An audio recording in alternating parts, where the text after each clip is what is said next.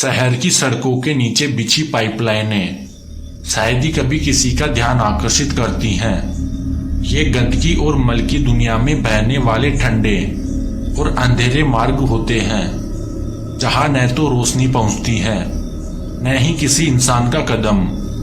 लेकिन इस बार कुछ अजीब हो रहा था।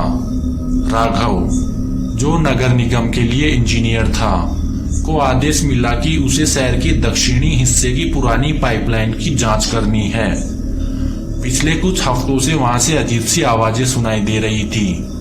कुछ लोगों का दावा था कि रात के समय वहां से किसी की चीखने की आवाजें आती हैं। शुरू में इस पर कोई ध्यान नहीं दिया गया, लेकिन अब यह अफवाहें बहुत तेजी से फैलने लगी। राघव ने अपने साथ एक मजदूर की टीम लेकर पाइपलाइन की ओर रुख किया। उनके पास टॉर्च, गैस मास्क और कुछ बुनियादी उपकरण थे। जैसे ही वे पाइपलाइन के नजदीक पहुंचे, वहां की हवा में एक अजीब सी ठंडक थी, जो सामान्य से कहीं ज्यादा थी। यहाँ की हवा में कुछ अजीब है, राघव ने कहा, लेकिन टीम में से किसी ने उसे गंभीरता से नहीं लिया। सभी को यह काम जल्दी से जल्दी खत्म करना था। पाइपलाइन में प्रवेश करते ही उन्हें वहां की दीवारों पर काई और फफूंदी दिखाई दी, जो इस बात का संकेत था कि यहाँ लंबे समय से कोई साफ सफाई नहीं हुई थी। पाइप के अंदर गंदगी के ढेर थे और कई जगहों पर दरारें पड़ चुकी थी। यहाँ कुछ गलत जरूर है, राघव ने खुद से कहा, लेकिन फिर भी उसने काम जारी रखा।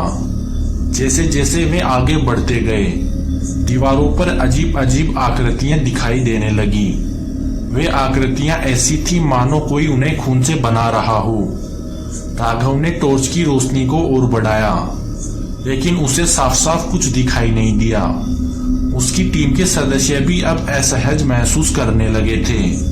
सर, हमें वापस चलना चाहिए, यहाँ कुछ ठीक नहीं है, एक मजदूर ने कहा।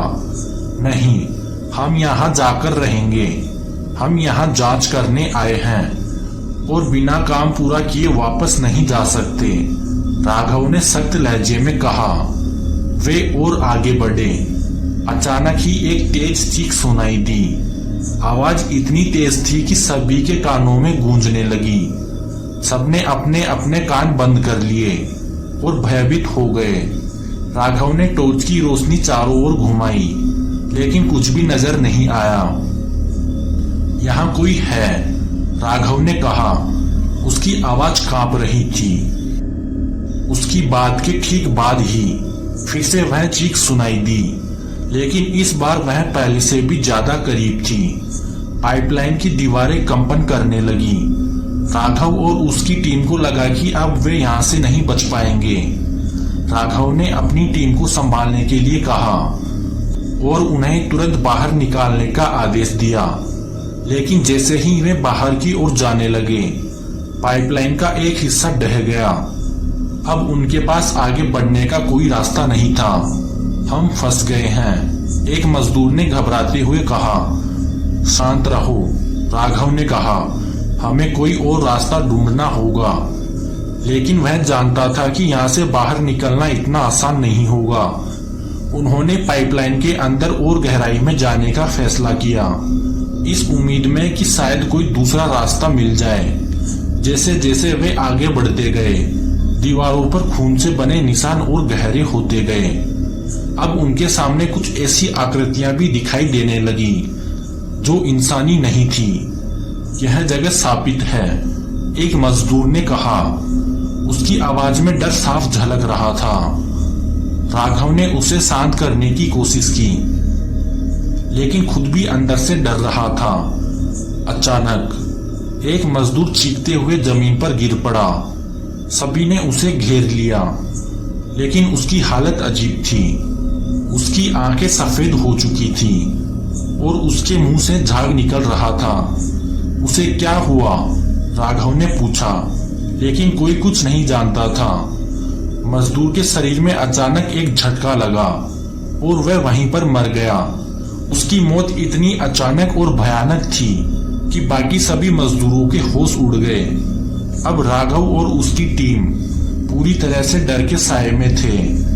उन्हें उन्हें यह एहसास हो गया था कि यहाँ कुछ बहुत ही खतरनाक है जो उनके पीछे पड़ा है। वे जितना जल्दी हो सके बाहर निकलने की कोशिश करने लगे, लेकिन पाइपलाइन की दीवारें अब तेजी से बंद हो रही थी।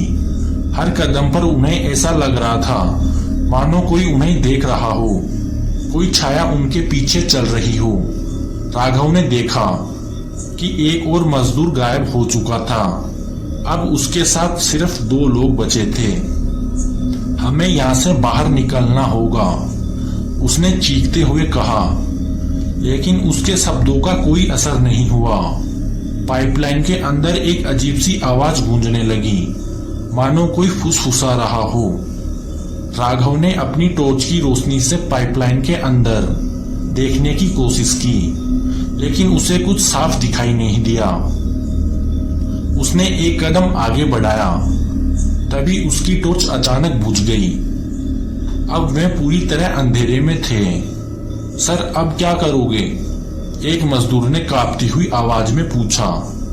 राघव कुछ बोलने वाला था, लेकिन तभी उसे महसूस हुआ कि उसके पीछे कोई खड़ा है। उसने मुड़कर देखा, लेकिन वहां कोई नहीं था। यहां से जल्दी निकलो, उसने चीखते हुए कहा, लेकिन तब तक बहुत देर हो चुकी थी। एक भयानक छाया ने उन्हें घेर लिया। राघव ने खुद को बचाने की कोशिश की, लेकिन वह छाया इतनी ताकतवर थी कि उसने एक ही झटके में उसे उठा लिया। आखिरी बार राघव ने पाइपलाइन की दीवारों पर खून से लिखे हुए शब्द देखे, जो उसकी आंखों के सामने घूमने लगे। यहाँ से कोई बचकर नहीं जाएगा, वे शब्द कहते प्रतीत हो रहे थे। उसके बाद राघव और उसकी टीम का कोई अता पता नहीं चला। जब बचाव दल ने उन्हें ढूंढने की कोशिश की, तो उन्हें सिर्फ खाली पाइपलाइन मिली। शहर की पाइपलाइन अब भी वहीं है, और कभी कभी रात के समय वहां से अजीब सी चीखें सुनाई देती हैं। लोग कहते हैं कि उन पाइपलाइनों में अब भी कुछ छिपा हुआ है, जो इंतजार कर रहा है अगले शिकार का। आज की कहानी कैसी लगी कमेंट करके जरूर बताएं, और हमारे चैनल को सब्सक्राइब जरूर करें।